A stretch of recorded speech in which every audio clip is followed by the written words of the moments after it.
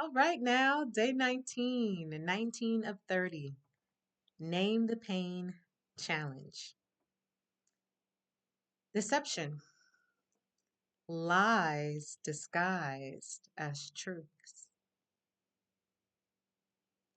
How many of you, if that is even appropriate, but you who are listening, when you think of deception, how you have been deceived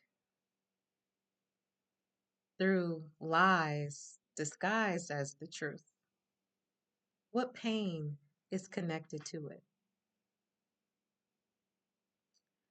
So, where I'm going with this message is relative to that of religion, the truth of religion versus the deception of theology. Now, before I get into it, I want to be clear that I am not here to um, dictate or control or influence or disrespect anyone's system of belief and faith. I am here to challenge. I am here to challenge in love and truth and peace and freedom and in justice. So, religion, through my studies, means that intuitive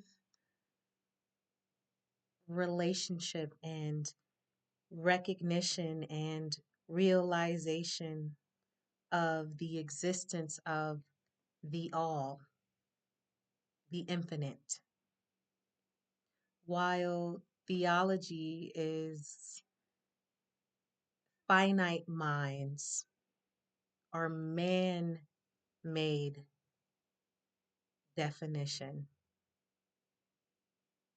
The attempt to ascribe personality, characteristics, and qualities of that which is infinite.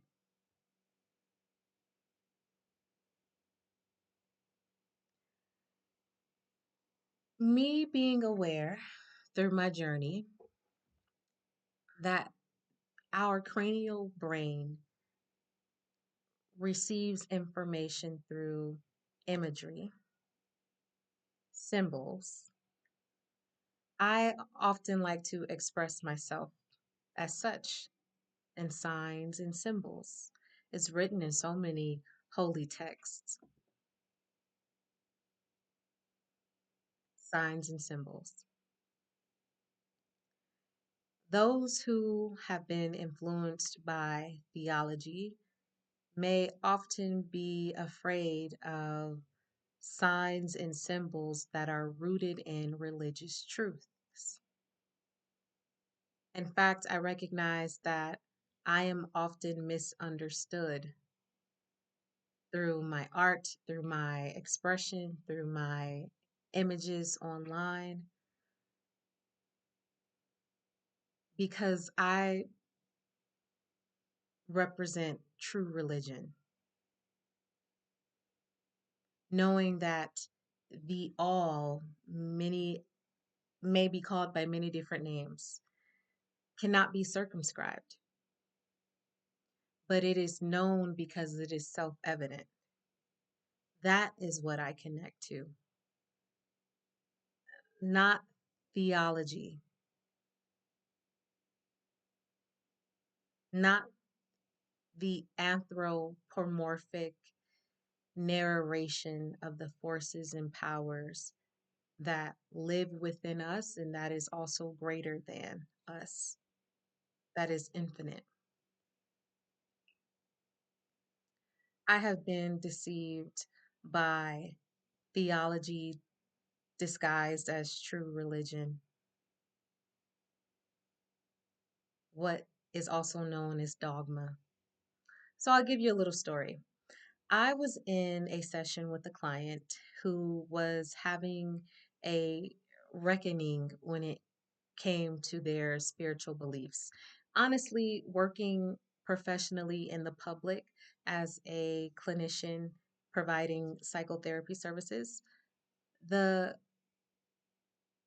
the reckoning of belief systems and religious systems keep coming up so much. But to get back to what I want to share. So, with the client, and as they were describing their reckoning, I just gave them a quick example that I would like to share with you. So I told them, when you were a child, did you watch cartoons? They said yes. I then say, okay, so now that you are an adult, do you now recognize that the cartoons or the characters in the cartoons are not real? They say yes. And I say, okay, but when you were a child, maybe you didn't really understand that those characters were not real. But in order for your child's mind to connect and resonate to the lessons depicted in animated shows, it was presented to you in that format so that you can connect to it as a child. But as you became an adult, you necessarily didn't need to watch the animation to understand the lesson. And then I connected it and said, so in a lot of these holy texts, you can view it in the same light.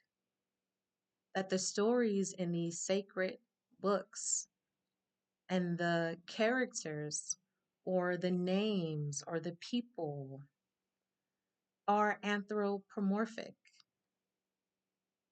inanimate forces and powers, and that are non human but given human characteristics so that as a child you can resonate with its lessons. But when you become a man and woman, you can put the child view away and see the science or the knowledge of it. And yeah, they greatly appreciated that. And it allowed them to free themselves of the deception, which triggered guilt and shame based on their questioning of what they were taught to believe all of their lives.